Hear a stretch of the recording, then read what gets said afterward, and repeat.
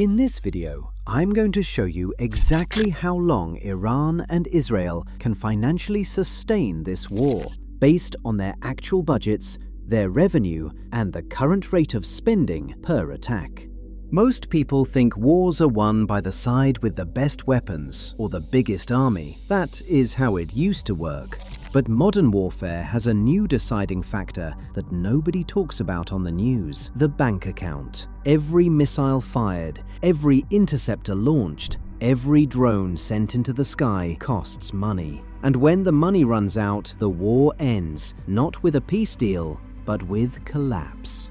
Here is the part that might genuinely surprise you. Iran is one of the most heavily sanctioned economies on the planet. On paper, it should not be able to sustain a prolonged military campaign, and yet it has been funding proxy wars across 5 countries simultaneously for over a decade. Israel, on the other hand, has one of the most advanced militaries in the world, but it is burning through interceptor stockpiles at a rate that even its closest allies are struggling to keep up with. Both sides are in a race they cannot afford to lose, and the clock is already ticking. We are going to break this down country by country. We will look at Iran's actual revenue, how much it spends on its military and proxy network, and how many attacks it can sustain before the money gets critical. Then we will do the same for Israel, its budget, its US aid dependency, and how long its interceptor stockpiles hold up at the current rate of conflict. By the end, you will have a clear picture of which side the financial clock is working against. Let us get into it. Iran's official economic statistics paint a picture of constraint, but the numbers only tell part of the story. The International Monetary Fund estimates Iran's nominal GDP at about $375.6 billion.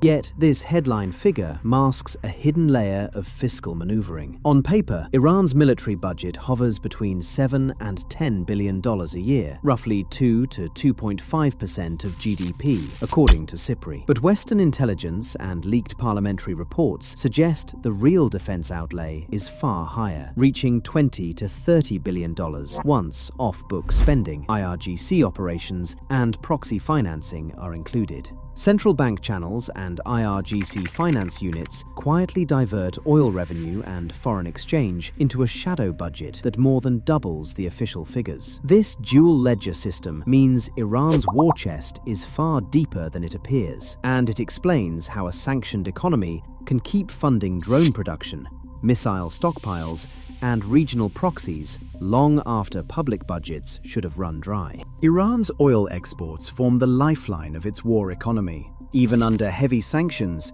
traders move around 1 million barrels per day through a shadow fleet, funneling about $25 billion a year into government coffers. But this cash does not just pay for domestic defense.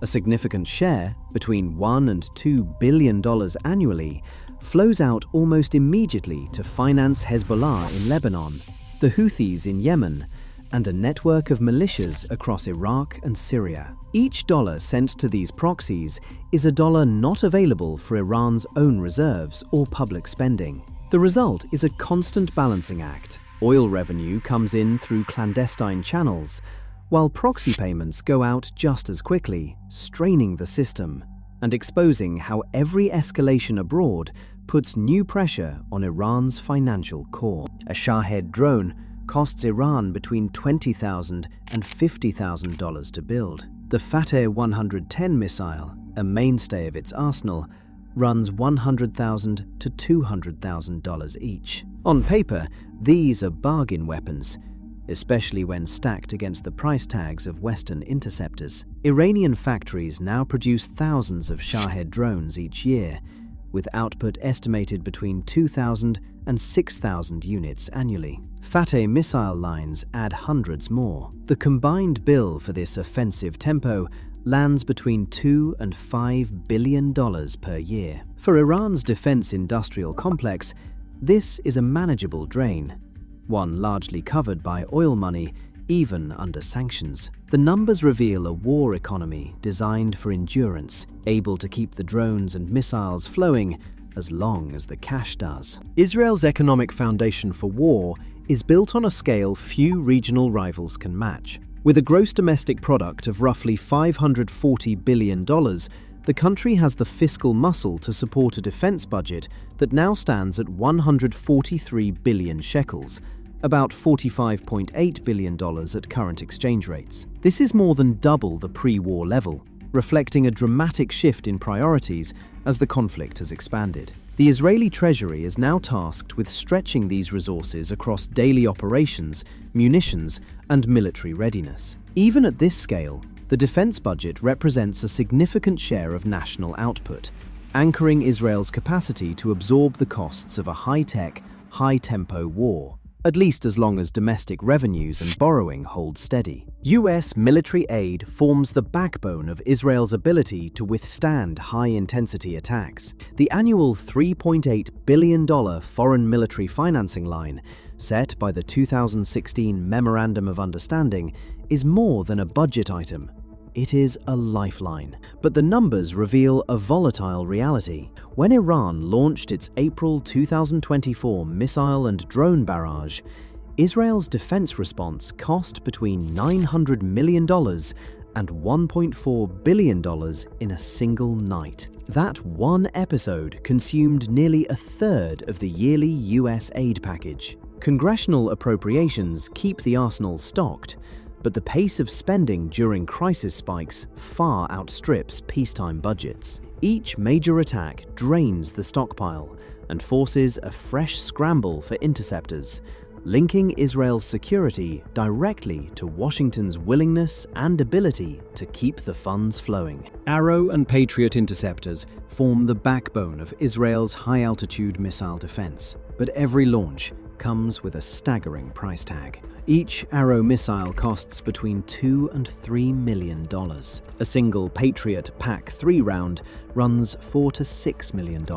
Even with US aid and emergency appropriations, production lines at Israel Aerospace Industries and Lockheed Martin can only deliver so fast. Arrow orders require 12 to 18 months from contract to delivery. Patriot missiles face a similar lag, with replenishment windows stretching from 6 months to a year. These timelines mean that after a major barrage, depleted stockpiles cannot be quickly restored, no matter how deep the treasury or how urgent the need. The physical limits of manufacturing and delivery create a hard ceiling on Israel's ability to sustain this level of defense, exposing a vulnerability that money alone cannot solve. Karg Island sits at the heart of Iran's oil economy, handling nearly 90% of all crude exports. Every day, tankers load from its deep water berths, moving almost the entire flow that funds Iran's military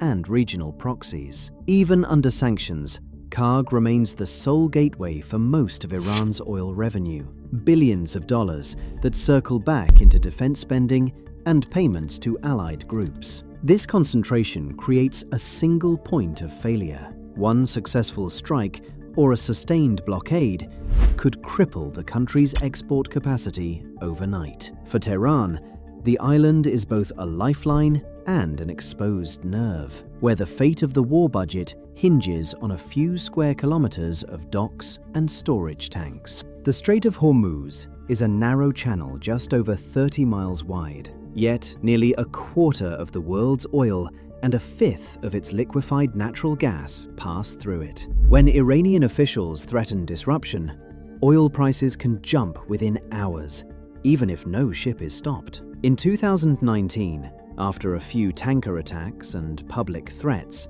war risk insurance for ships in the Strait soared from under 50 cents to $6 per barrel, a spike of more than 1,000%. Supertanker freight rates quadrupled, and shipping oil to Asia suddenly cost tens of thousands more each day. Insurers reclassified the Persian Gulf as a war zone, adding billions to oil shipment costs within weeks. Tanker owners rerouted vessels around Africa, stretching delivery times by thousands of miles. Even without a full blockade, the financial shock rippled through energy markets, raising gasoline prices from Mumbai to Los Angeles. For Iran, the threat alone is a powerful tool, a way to inflict global pain without firing a shot, shifting the front lines to shipping lanes and trading floors. Iran's oil fuels missiles, and Israel's defense